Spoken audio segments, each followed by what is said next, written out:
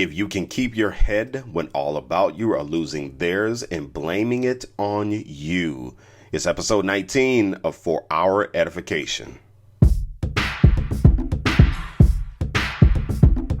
Thank you for downloading this edition of For Our Edification. I'm Eddie Francis. For Our Edification is brought to you with the support of the Purposeful Philanthropy Foundation, and you can find the podcast on some of the biggest platforms. We are now on Amazon Music.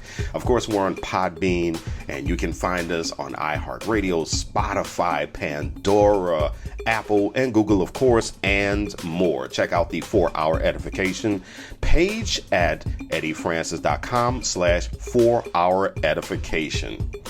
So you may remember that Naomi Osaka cited mental health reasons for dropping out of the French Open. You remember what happened most likely with Simone Biles when she decided that she was going to forego her Olympic team's final for the same reason, mental health. She had the twisties. And social media descended upon these two, didn't they? I mean, they were highly critical of these athletes, accusing them of quitting on their teams, being spoiled, and all of that good stuff. There were people who said that they should have known that this came with the job. Well, that's pretty debatable, and I don't necessarily disagree with all of it. However, I think we need to think about this really carefully. So here's what I decided to do. I wanted to reach out to an athlete or maybe a former athlete to talk about this. But then I started thinking, what if I were to ask someone who had a bit of a different perspective about mental health when it comes to athletes? What if I were to reach out to someone in the media who has to ask these folks a lot of questions about what they do and why they make the decisions that they make about their respective sports? So I reached out to David Grubb. You might remember him from episode 3 of For Our Edification when he talked about what happens when athletes mess up in games and matches in their respective sports. It was great to have my brother back. The views and opinions expressed on For Our Edification do not necessarily reflect the views or opinions of the hosts, guests, or any entities with which we are affiliated. Joining me on For Our Edification is my man's David Grubb. He was on episode 3 of Our Edification. He talked about what happens when athletes suffer the crushing defeats, and he's done a whole lot since then, by the way. So he is the host of the Heart in the Paint podcast. He is the host also of Crunch Time on 103.7 The Game in Lafayette, Louisiana. He covers the Pelicans for the Bird Rights. He's a co-host of The Bird Calls, and he's a contributor for MLBBro.com. Grubb, what's up, Grubb? How you living, brother? Busy. Busy. You and are. It's just about, everything's back at the same time. Yes. Everything. So college football, NFL, NBA Summer League starts this weekend. It's already started. So yeah.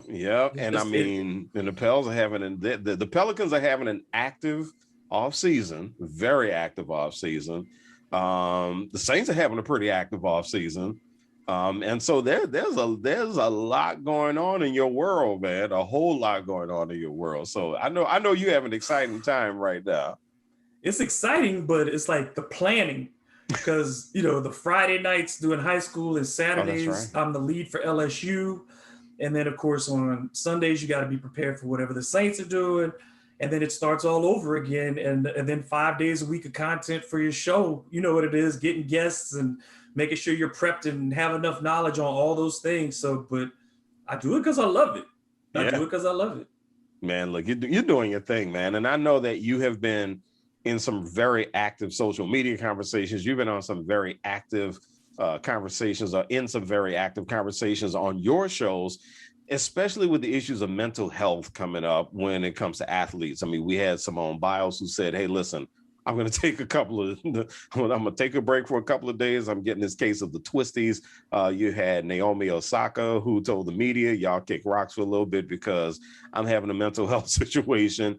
And you've had these people who have been highly critical of it. And so you have seen athletes up front. So let me take you back, okay? Mm-hmm. Let me take you back to the last time you had to go to the Pelicans locker room and interview them after a crushing defeat. And I can't remember which basketball player it was, but there was a basketball player, and I think he's a journalist right now. And he talked about this on NPR. He talked about the fact that you're sitting there, you just lost the game, you're still in your uniform, and everybody's sticking these microphones in your face, and they're asking you all these questions. And I can only imagine myself. I mean, listen, I can't stand it when I make a mistake on a tweet, okay? And it stays with me because I'm sitting there going, this is one of my best tweets. It's gotten some traction, and I made a mistake on it. And so one grammatical error, one misspell. Yeah, I mean, dude, I'm sitting there and it's just staying with me for days and days and days.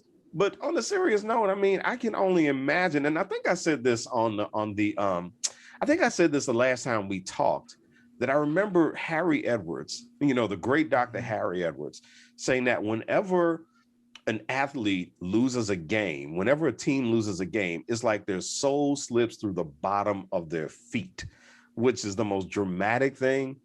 But take me back to what it's like to look into the faces of these players after they win, and they don't want to talk to the media. I mean, what is that like for you on the media side?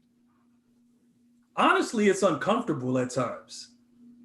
Anytime you're around people immediately after a public failure, because that's what, losing an athletic competition is. It's a public failure. Even if you think that you performed well, the loss is what it was all people are going to remember. And like you said, the vulnerability of it, because not even in your uniform. Let's say you're there and you're sitting there in the towel, shirt off, feet in the ice tub, and you're having to talk about these things before you can even heal physically, before you can even process it. Yeah, there's these people who want to get this information out of you. And I try to be very mindful of that, because I've seen athletes who are angry when they lose. I see athletes that are down when they lose. There are just a lot of different ways to react to it. There are people who are very professional about it. Like, this is my job. Sometimes we lose. This is how it goes. There's so many different reactions. So I think you have to be in tune with how those players respond. And you pay attention to them when you're in the locker room, because I want to have a cooperative relationship with athletes when I talk to them. So part of that is understanding their perspective. When are you going too far into your question? I don't ask feel questions. I do not ask athletes, how do you feel? Because how do you think they feel after a loss? It's like, somebody you see on the news, somebody loses their family member. How do you feel right now? Your house burned down. They feel bad. Yeah. So let's talk about something specific so that I can get your mind pointed away from how you feel. And let's talk about something that you can think about. This situation, what happened here? Let's be very specific to take you out of the feelings place. And I think you get more honesty that way, so that when I talk to that player in a non-competitive situation, when it's practice day, when it's shoot around, when I get to that position, because I've been fairer with them in their emotions, I didn't take advantage of them in that moment and try to just get something that looks good on camera. I get more openness out of them later, and they're more willing to talk to you because you treated them like a human being and not like a quote machine that you needed to get your stuff out of, get back to your computer and type it out. So I think I try to be very considerate when it comes to athletes, make my questions specifically about the game and never personalize it to the individual, just within their role within the game, because the rest of that stuff is obvious, and they'll tell you, if the emotion is going to come, they will reveal it to you on their own. You just have to open the door for them. Is it a fair criticism though? Is it a fair criticism when fans say, you're a professional, you got to learn how to take it. You lost the game. It's on you. Is that a fair criticism? No, it's not. Because like in any job, we all have bad days. Ours just aren't in public. Mm-hmm. I mean, ours kind of are, because we work in very public spaces. But most people, if you dropped a burger on the ground at McDonald's, there's not a press conference afterwards. You know what I'm saying? Like if you miscounted the drawer at the department store, there's no press conference. You got to be accountable for that. It's much different. I think there's nothing in the world that prepares you for hypersensitive criticism. Mm-hmm. You know, something that's really beyond what you did. Mm-hmm. I can say, yeah, you should have. I think you could have made this play in the third quarter, or you dropped this ball. Okay, that happens. That's not a personal failure. That is a game failure. That is a job failure. So I can't, you know, we personalize this too much because we see these people on television and we see them on, you know, we pay for their jerseys and buy things. So we think we own a piece of them Mm-hmm. and that they owe us something beyond their job. And that's what ultimately these are. These are not, they're not here for us. They're here because this is a job, the way that they provide for their families. This is what they chose to do for a profession. It's one thing to criticize their performance. It's another thing to criticize the person. I don't ever believe in questioning a person's character, their effort level. You know, those are things that you need to get from a coach. Those are things you need to get from the player directly. But when you speculate on what something needs to somebody without them telling you, that's not appropriate in my mind. It's a line that you don't need to cross. Just because we're not entitled to that mental space. We're not in, you know, you go to work. When you go to work, there are days that you are not 100% into that job. And we all have to kind of muddle through. I gotta be here. This is what I'm supposed to do. But I'm not giving 100% today. I just don't have. I'm giving you 100% of what I got, but it's not 100% of what I have. You know what I mean? Like, it's not all of my talent. I'm just giving you what I have today, and I'm just trying to make it. And I think that happens for athletes plenty of times too. And you know, and you see these people say things like, you make all this money, you just need to learn how to deal with it and take it. But, you know, corporate CEOs make a lot of money and nobody sees their mistakes, and they make a lot. They make a whole lot of mistakes. They make mistakes that cause people to lose their job. Okay. I mean, they approve bad they make bad financial decisions. They approve bad financial decisions. And people get bonuses. And they get bonuses on top of all of that. And they don't get half as much grief as, you know, some 23-year-old kid who dropped a pass, you know, in a crucial moment in the game, you know.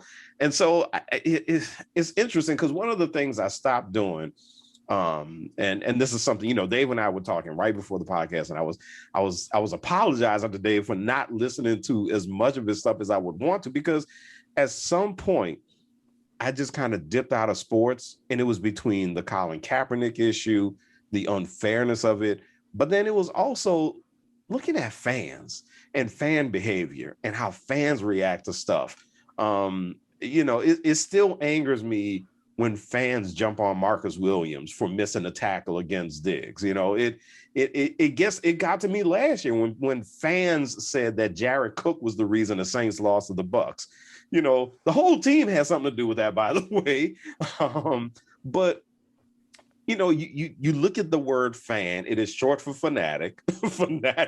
A fanatic is someone who is pretty singular-minded, they're overzealous. And at some point, I just decided to stop calling myself a sports fan, because I'm not a sports fan. I appreciate sports. I love sports. I'm not a fan, though, because I just, you know, when Simone Biles said, I'm getting a case of the twisties, I have to take a break. I guess it's because it's the age that we have kids. And I'm sitting here thinking, you know, I'm probably old enough to be her dad. And I'm sitting here thinking, if my daughter tells you that when she's twisting in the air, she loses her place and she's afraid she's going to break her neck, F you, move on, and everything's going to be all right with your life. She could lose her life if she decides that she's going to go and take this on. So I guess I'm frustrated by the fan reaction more than anything else. And I know with you being a radio host, being a podcast host, and you told me before this interview that people get in your DMs when they don't like your opinion. I mean, how does this all fall with you, even as a host of a sports radio show? I have to keep it impersonal too. Like, there's things I just won't allow people to address me, and I don't engage it. You know, the block button became my friend, because it's too much. Yeah, it's too much. People feel like you owe them that abuse. Like you're supposed to take it because you volunteered an opinion, but that's my job. This is my job to give an informed opinion, I hope. And sometimes I'm going to be incorrect. And one of the things that Ross Jackson is an amazing sports personality, does so much for Canal Street Chronicles and all those things. And he and I do editions of my podcast called The Dome Patrol, because we're two bald brothers who love the Saints. So, we call ourselves the Dome Patrol. But Ross and I had some very pointed conversations throughout the course of the year on understanding that it's not our goal to be right every time. That is not my goal. My goal is to take the information I have, process it as best I can, and come up with a reasoned response. Sometimes I end up with the wrong conclusion, but I'm okay with that. I'm okay with being wrong. What I don't deserve in those situations is people gleefully and rudely coming back to point out my wrongs. And that's the thing, is people take so much joy in you being wrong. Yeah. They don't want to talk about when you're right. And I don't care about the times that I'm right either, because I'm not getting paid to be right or wrong. I'm paid to give you my analysis. I'm paid to provide a good conversation. But that thing about getting people in tabulations of who's right and who's wrong every time, what is that getting you? And that's the part that you're not going to insult me personally. You're not going to call me out my name. You're not going to do those types of things. If you want to engage me and say I'm wrong and this is why I'm wrong, I'll listen to you. But once you cross into that barrier of you're this because you think that, then we can't have a conversation anymore. We can't deal with each other as adults and as intelligent people, because what you're trying to do is get some feeling of your own. All you want is my anger. You want me to be upset to make you feel better. And I think it's the same thing with athletes too, because there's a lot of, and frankly, I hate using the word, but it is what it is. It's jealousy. There are people who would like to be in our seats, who would like to do what we do. But I don't take any particular feeling of being special from doing this. This was the job I wanted, and I've worked to get to this place. The same with an athlete. They have worked their entire life to get to that moment. I'm not jealous. I don't begrudge them their moment in the sun. I don't begrudge them their talent. I don't begrudge them their opportunity to make millions of dollars. They did the work to get there. But there's a lot of folks out here who all think that if their high school coach had been cooler with them, they'd be in the NFL or they'd be in the NBA. You know what I'm saying? Like, well, the teachers didn't understand me or they didn't give me a shot. No, you're just not there. And stop being so angry about what other people are doing. Like you said, this is entertainment. We don't do this about TV shows. You know what I'm saying? Game of Thrones ends and people are mad about the ending of Game of Thrones, but they're not going up to these actors and telling them you did a terrible job acting out this stuff. It's entertainment, and that's what sports ultimately is. It's entertainment. And sometimes it's good and sometimes it's bad, but you can't take it personally. Yeah, they do, man. They do. Oh, speaking of Dome Patrol, I'm really admiring the picture in the back of the Dome Patrol. Greatest linebacking core in NFL history. I agree with the ranking that they got. You're listening to the For Our Edification podcast. I'm Eddie Francis, and we're talking to David Grubb. David Grubb, sports host extraordinaire. My dude, we go back, man. We really go back. And it's so funny. David and I, we have this real interesting path where we've shared jobs almost. We both did PRs, we both have been comms and marketing directors at Dillard. And so always good to talk to you, man. And so let me ask you this. When you talk about athletes and you've been in the locker room, you have seen them struggle through these interviews after crushing defeats, injuries, so injuries, from what I understand, that's where athletes really seem to suffer mentally and emotionally, right? When they get injured. Yes, because it takes, look,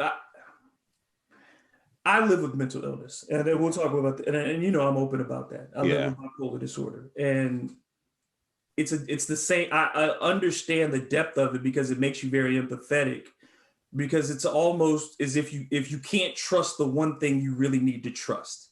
And for an athlete, you have to trust your body. Yeah. And for a mental illness, you have to trust your brain.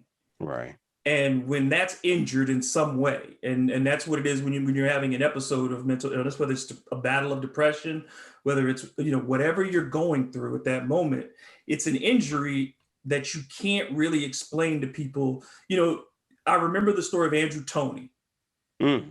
And if people don't know who Andrew Toney is, he was one of the greatest shooters of all time. Came out of UL in Lafayette.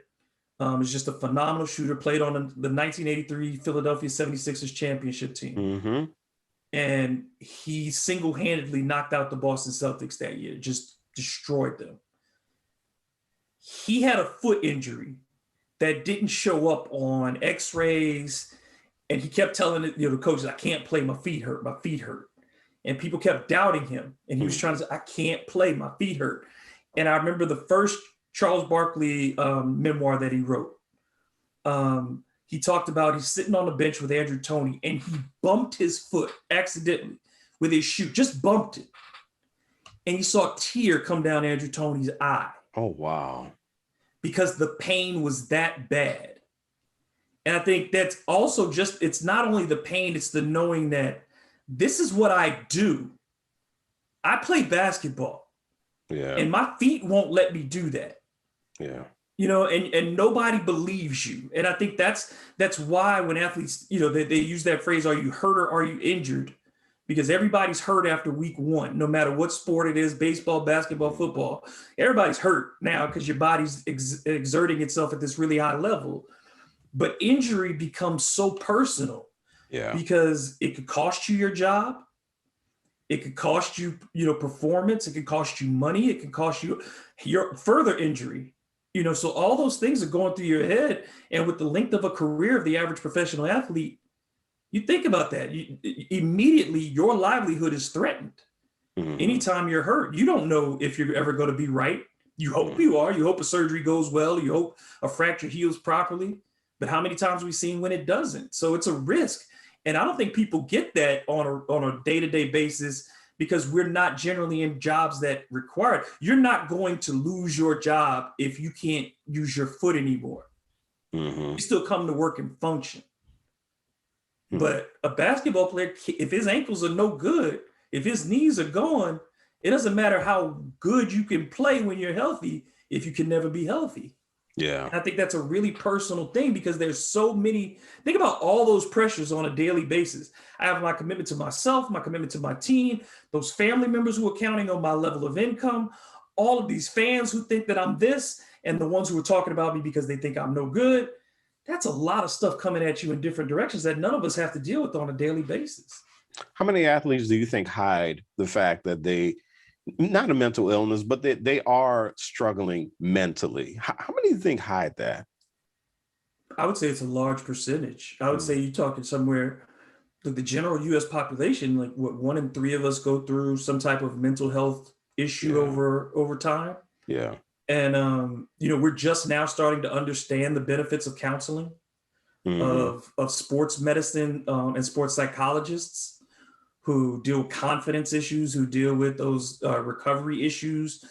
And I think that we're taught, particularly men, particularly male athletes and Black male athletes, especially. Yeah. That's not something you talk about. That is something that's a sign of weakness.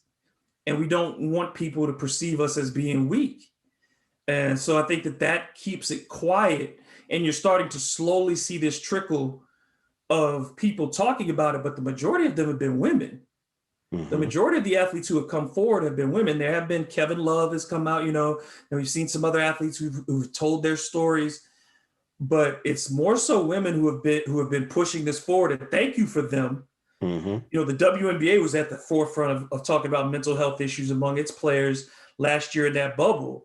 And then the NBA and Kyrie Irving started bringing it out of what this is doing to us mentally. And we need to talk about these things. I spent some time talking to Mahmoud Abdul-Rauf about that and about how you subject yourself to these conditions because you're expected to. And I think that there's a general suppression and Black people good at that in general too. Yeah. We have often learned how to just mask our pain, swallow it, and just carry it. and let it damage us in that regard rather than expose it to other people and potentially feel vulnerable in that regard. Yeah. Is that what happened to Greg Odom? Do you think he mentally broke down? Did he get to that point where it just wasn't working? And we know, no, not even Greg Odom.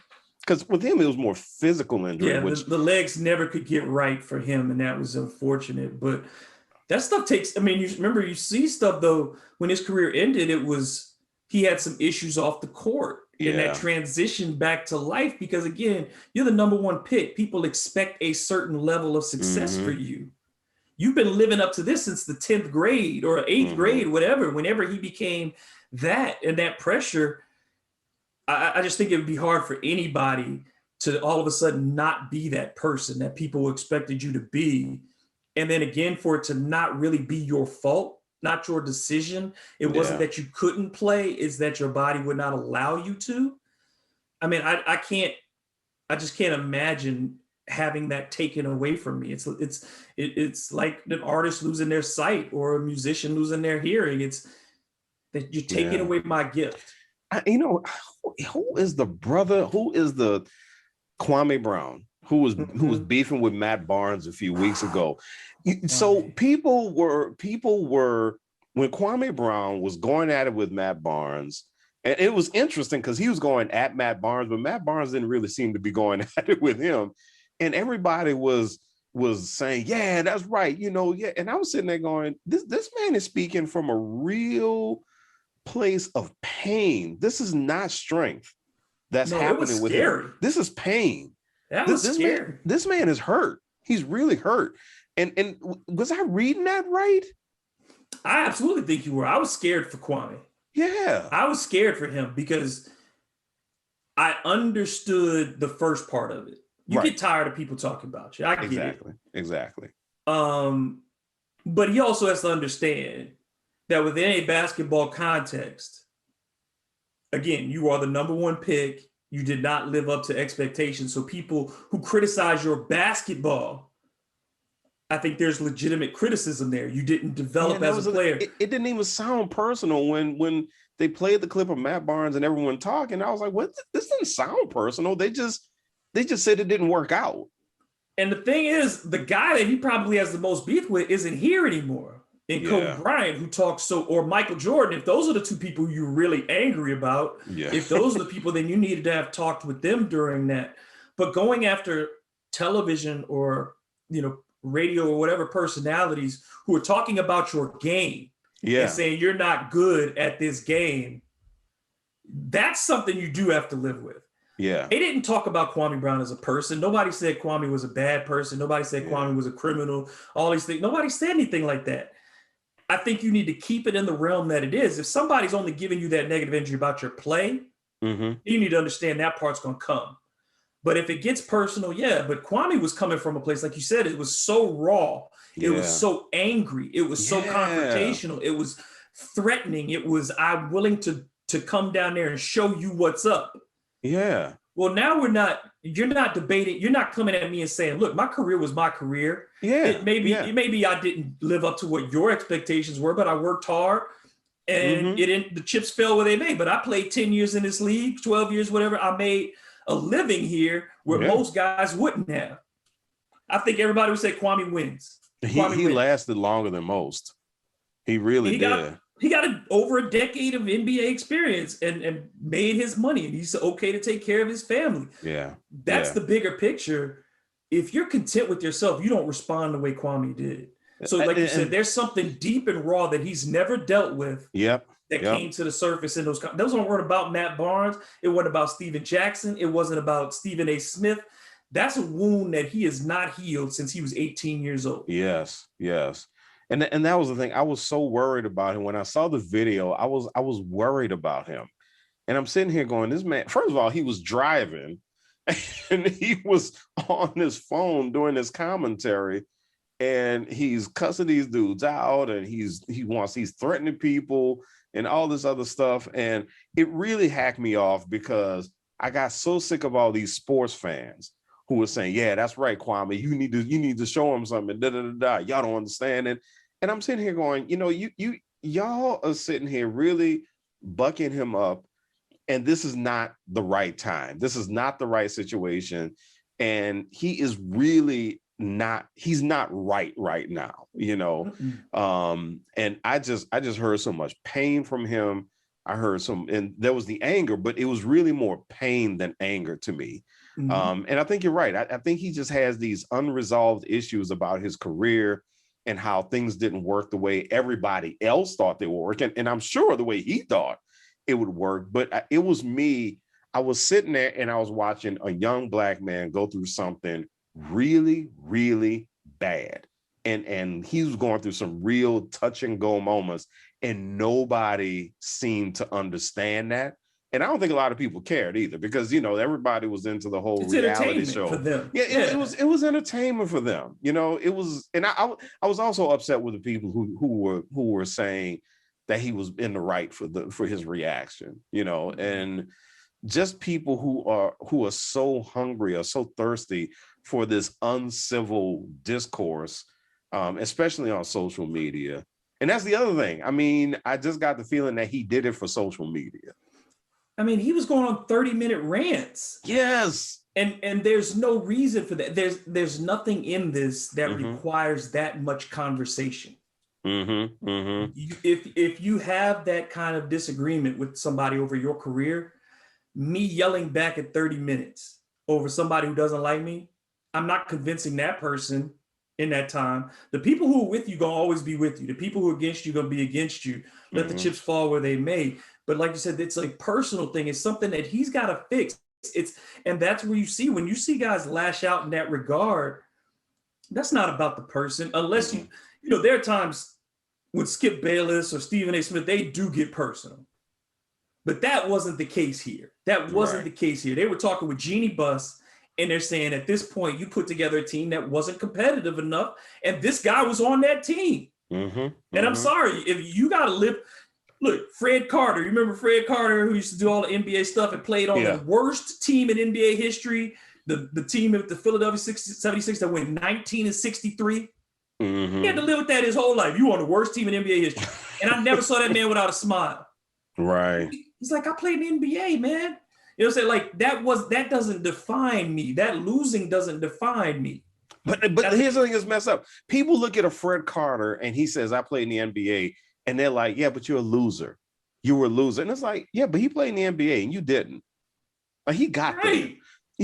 How many people just don't even get there? You know, it's kind of like, I always wonder, who was the place kicker for the Buffalo Bills? Scott Norwood. Yeah, Scott. You know, it's really interesting because I always wonder, you know, what's his commentary about missing that kick against the Giants in the Super Bowl? And you hear these people say things like, well, you know, the Bills are horrible. They lost 4 Super Bowls in a row. They went to 4 Super Bowls in a row, though. That means they had to go through the entire AFC to get there.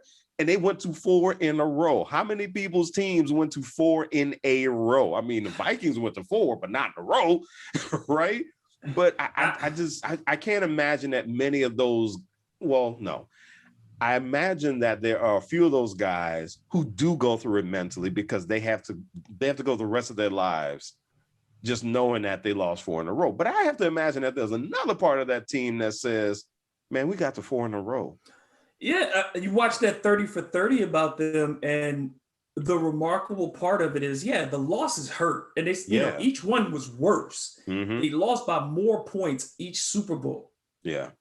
Do you have to understand, when we always talk about resiliency and telling people that they've got to endure, and the challenges, the rewards are worth it because you went through these challenges. To get up every year after getting your behind smoked in a Super Bowl. Yes. And say, we got to go do this again. We're going to go back. We're going to do it. Hey, nobody's better than us still. We're going to go back out and do it all again. And to go through your division, like toilet paper, basically, almost. And then to go through the playoffs and to pull off the wins that they pulled off along the way to get to those other 3 legendary wins. They had to beat Joe Montana. They had to beat Dan Marino. They had to beat Warren Moon. They had to beat all these quarterbacks. They beat Bo Jackson and the Raiders one year. Yeah. They took on the best that they could do, and they just happened to be the second best team. And I'm sorry, again, they were in the arena. I grew up rooting for the Saints and the Lions. Lions ain't never been. If they went to 1 and lost, I still wouldn't care. I wouldn't care if they lost because they would be there. They had a chance. When the Saints got there, yeah, it's so much greater that they won. But for all the years that we were talking about, man, can they get to the playoffs? I remember crying in my living room and asking my mother, will the Saints ever be good? And her just saying, I hope so, baby. And tapping me on it. Like, I don't, like tears. Will they ever be good? We were rooting for 8-8. You remember these days? Yes, I do. I remember them vividly. That's why the Pelicans fans made me laugh so much when they're just like, oh, no, we're never going to make it. I'm sitting there like, what? Are you crazy? The Pels are going to make it. It's going to take something to get there. It's going to take something for them to exactly. I know. So you're listening to the 4 Hour Edification podcast. I'm Eddie Francis, and David Grubb, my man. David Grubb is joining us. He's the host of the of Crunch Time on 103.7 The Game out of Lafayette, Louisiana. Also host of Hard to Paint, the podcast, and then he is the co-host of the Bird Calls, covers the Pelicans for the Bird Rights, and he is a contributor for MLBBro.com. Okay, so I gotta ask you. You are a media guy. Naomi Osaka, she says, okay, I can't deal with y'all. So I'm going to take a break. As someone in the media, what was your immediate reaction to that? For my part, I've always felt like they don't owe us as much as we think that they do. And again, going back to what we first talked about at the beginning, it's you talk to somebody right after a loss and it can be very raw and you don't know what they've been going through in their life. You don't know what happened in that match. And I think we all at some point deserve the opportunity to say, I'm not ready to talk right now. We do that in our lives. And we say, somebody come up to you and say, hey, let's talk about it. I'm not ready to talk right now. I need some time. And I think that in the end of the match, the story can still be told without her quotes. You saw what happened. If that's your job is to watch, you can say she looks frustrated, and just that non-answer to say I can't talk today. That's the story in and of itself. This is where she is. I don't need more from you. Thank you. You gave me what I needed. I mean, honestly. Because you've told me that's my job as the reporter. Then we're supposed to take what they give us and turn it into whatever it has to be. They don't owe us particular answers. One of the lessons that I'm sure you teach to young journalists too is I don't walk into an interview with a determined outcome. Right. And you meet a lot of people who do. I know the story I want to write, and I'm going to go in there and I'm going to get that story. So the questions I ask are to get that story. Well, I'm listening to all the questions. And there are going to be things that point out that stick out to me that may change my whole tone. Exactly. And where I'm going to go, I have to listen to that athlete too, because they may reveal something to me that I wasn't looking for that now I need to follow. So when she says, I can't do this. Okay. Now my follow-up is later because I'm going to talk about the match today. I'm going to say emotionally, she said she wasn't ready to deal with this today. Give that person some space. Now I can go back and talk to you later. What was going on that day? Why didn't you feel like you wanted to talk? And they say, and like she said, she came out and she was very open with it. This is the reasons that I didn't want to speak on that day. And this is what I felt like I needed to pull back. The competition is what they signed up for. That's what they signed up for. The rest of it is a favor. You know what I'm saying? That's the way I view it. The ability to converse with them is a privilege and a favor that they extend to us. And certainly the leagues require athletes to come and talk to you.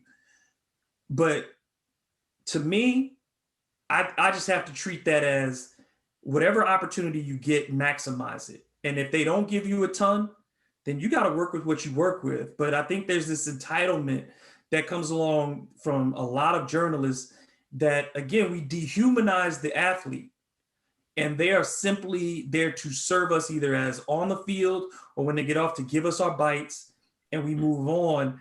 We do not accept their personhood and their ownership of their own space.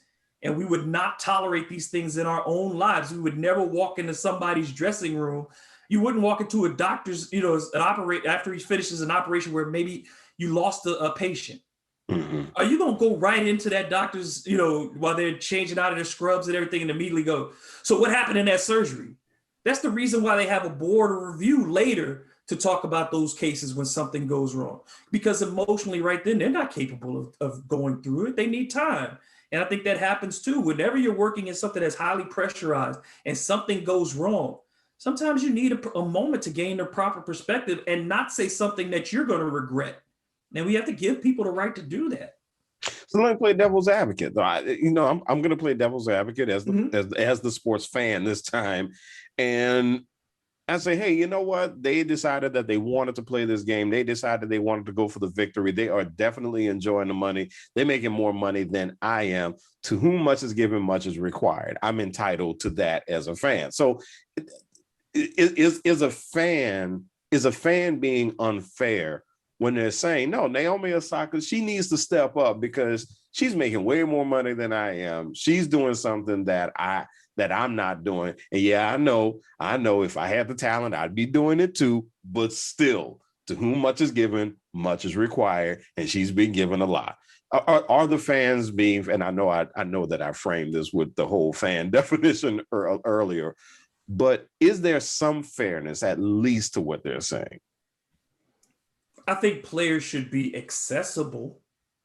I do believe that, that's part of the job, is to give you some time, but what they give you is not up to you.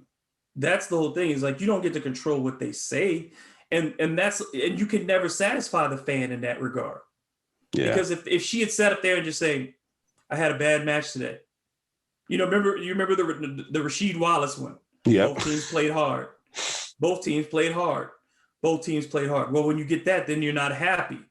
But what he's telling you then is, if I really articulate what I have to say, the things that, if I say what I'm trying to say by both teams play hard, nobody's going to be happy.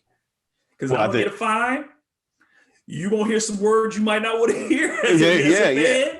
Mm-hmm. My coach ain't going to be happy with me. The league ain't going to be happy with me. So I'm giving you what I can. That ends up being a moment. That's why I love Bill Belichick's press conferences. I know people don't like Belichick, but I like his press conferences. They make me laugh because I'm sitting here going, this man is going to he's going to stand up here and he's going to jerk him around for as long as he possibly can. And he's going to go with on to Buffalo. I mean, he's going to keep doing it. And he's throwing the gauntlet down, constantly saying, you're not going to make me say what you want me to say. I'm going to tell you what I need you to understand and what I want you to know. On to Buffalo. And that's pretty much it. The only control we have when we ask questions is the question. Once you ask, we have no control over the response.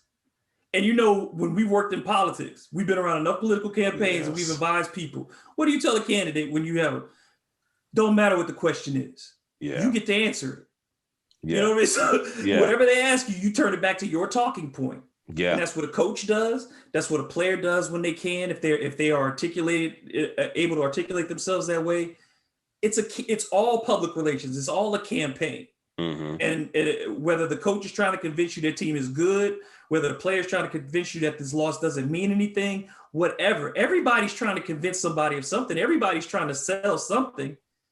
But my whole thing is, whatever you give me, if I ask a coach a direct question, like if I asked Ed Orgeron, I said, why aren't more people accountable for what happened at LSU? Mm. You say, we're not going to talk about that? Well, you've given me an answer. Because my expectation of you as the executive is that you should have a better answer than that. So now that's my talking point. Mm-hmm. Or it's how smart are you to utilize the information given? What are you going to do with it? You can't get mad because of what you get back from somebody. That's your job, is to figure out how to craft it. And I'm sorry, that I think it's lazy journalism for a lot of people who want the subject to do all the work for you. It's not their job to do your job. It's your job to do your job. Yeah. So is this symptomatic? The way people have been so critical, especially of Simone Biles, especially of Naomi Osaka, and those are the two stick out because they had enough guts to say, forget y'all, I'm gonna take care of myself. And is this symptomatic of fans just, number one, just not understanding what it's like to walk a mile in an athlete's shoes? And it's not lost on me that this is happening also with two Black women. And I'm thinking, if Michael Phelps tells you, I'm not going to deal with this, I'm just going to swim and win medals. So, because Michael Phelps, does he get the same grief? No. I had people call into the show when I talked about this, and I said, look, Simone Biles made the smartest decision for her team too. She sure did. It worked out. Like you said, if she goes out there and blows it, even if she doesn't hurt herself physically, if she goes out there and gets bad scores and they don't medal, then Simone Biles is a villain. Everybody says she disappointed America by doing that. Right. Well, she did. That's why you have a team, right? That's why you put a team together. It's a team event.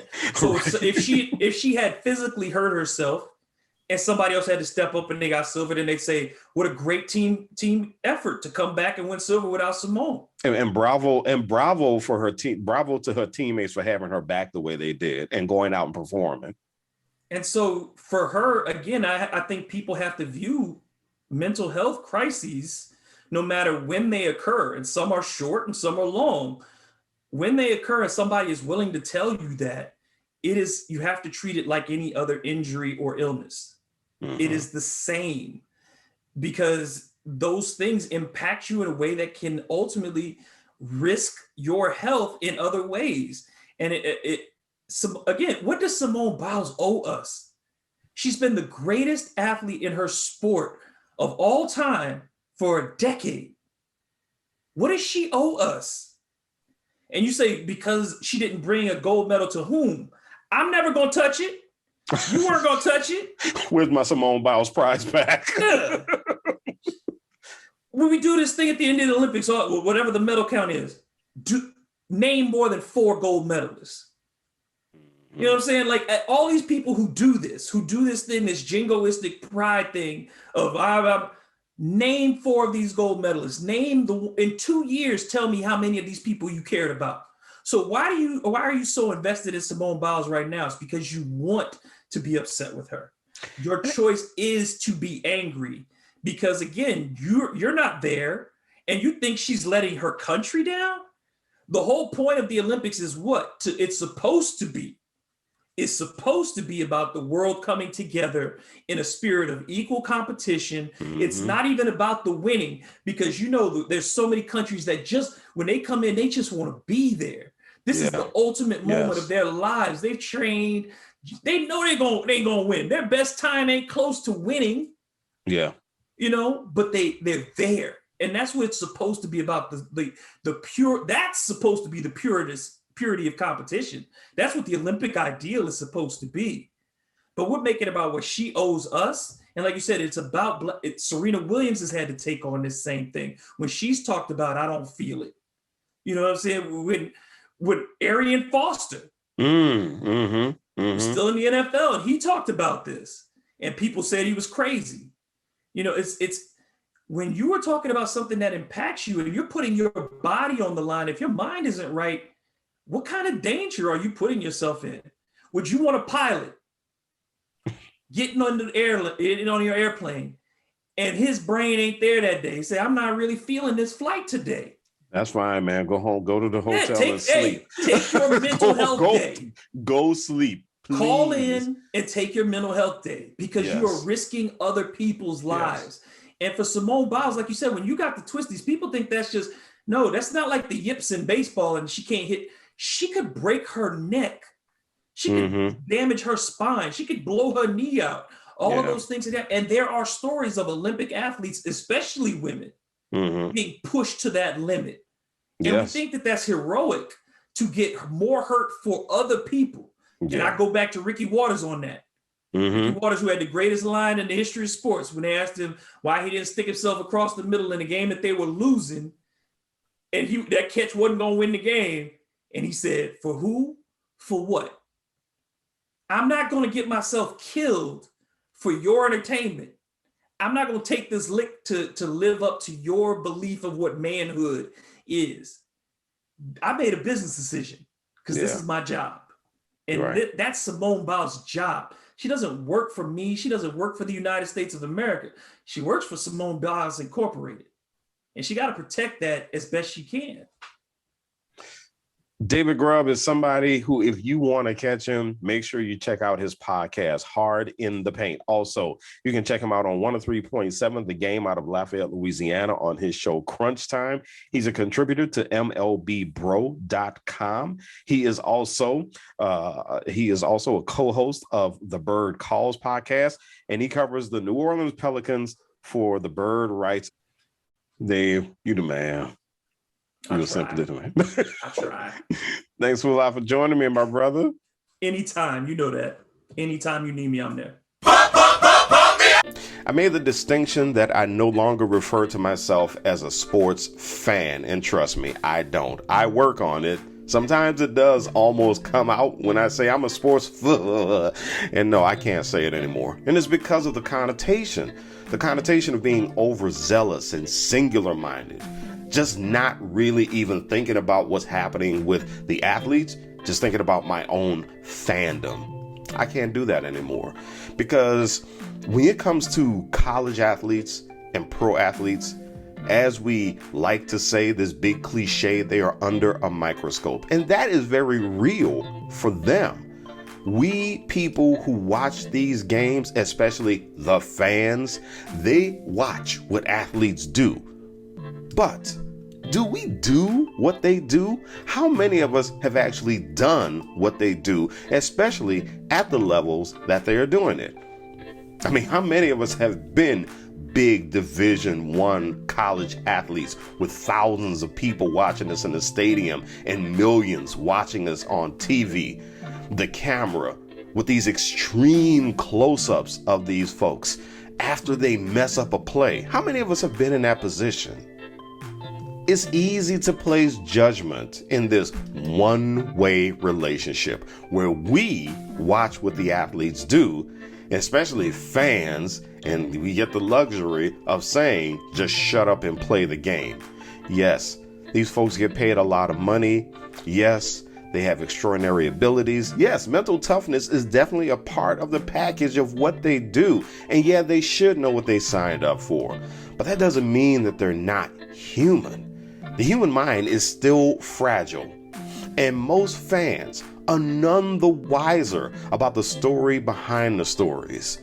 You know, I can kind of sort of relate. I used to work in radio. When I made a mistake on air, everybody heard the mistake. I still work in the public eye as a marketing and public relations director of a university. So yeah, when one of my folks makes a mistake publicly, a misspelling on a press release, a misspelling on a tweet, some mistake on a video, oh yeah, we hear about it. My people hear about it. I hear about it. And because we are under public scrutiny, one of the things I always tell my team is, please, if you need to take a mental health day because this is a high pressure job, let me know, take the day, get some rest so you can come back fresh the next day and do your job with excellence. You know, I have a viewing suggestion for you.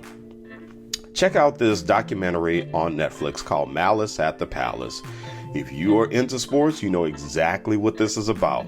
It's about the infamous brawl that broke out at an Indiana Pacers Detroit Pistons game in 2004. I actually remember when this happened.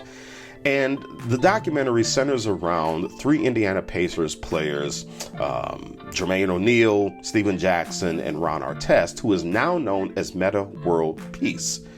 Now, pay attention to Metta World Peace's commentary about his mental health. And then pay attention to the reactions to him, especially back then. The rush to judgment was very real. But you see, as Metta World Peace's name suggests, the man has only been looking for one thing throughout his life: peace. And he's not alone. It's the same thing that a lot of athletes look for. Just peace of mind. They want to enjoy playing the games. And yes, they want fans to be pleased with their work. Now, if you're one of those fans who believes that people should just shut up and play, and by the way, as a black man, it's not lost on me that shut up and play is often applied to black athletes.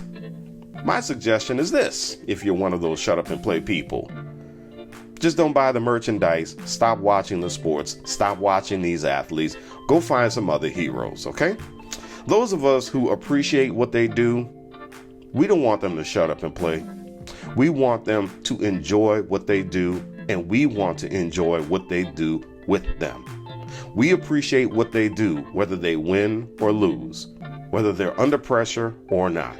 And if they need a mental health day, we are perfectly fine with it, because we know that they are only human. We will thank them for their efforts, and we will allow them the time and the space to preserve their identity, their value, and their peace of mind. Many thanks to my man David Grubb for joining me on For Our Edification yet again. He's not going to be a stranger, but make sure you check David out, okay? Check him out on Crunch Time at 1037thegame.com. Check out his podcast, Hard in the Paint. You can check it out at hitpwithdg.com. MLBbro.com is another place you can check out Dave's work. TheBirdWrites.com and The Bird Calls, a podcast on Spotify. All of that information is right here on the podcast page. And check out For Our Edification at eddiefrancis.com/ForOurEdification. Please, please, please rate it, follow it, share it with friends, and thank you. For Dr. Halim Malik Francis, I'm Eddie Francis. Thank you so much for downloading this edition of For Our Edification.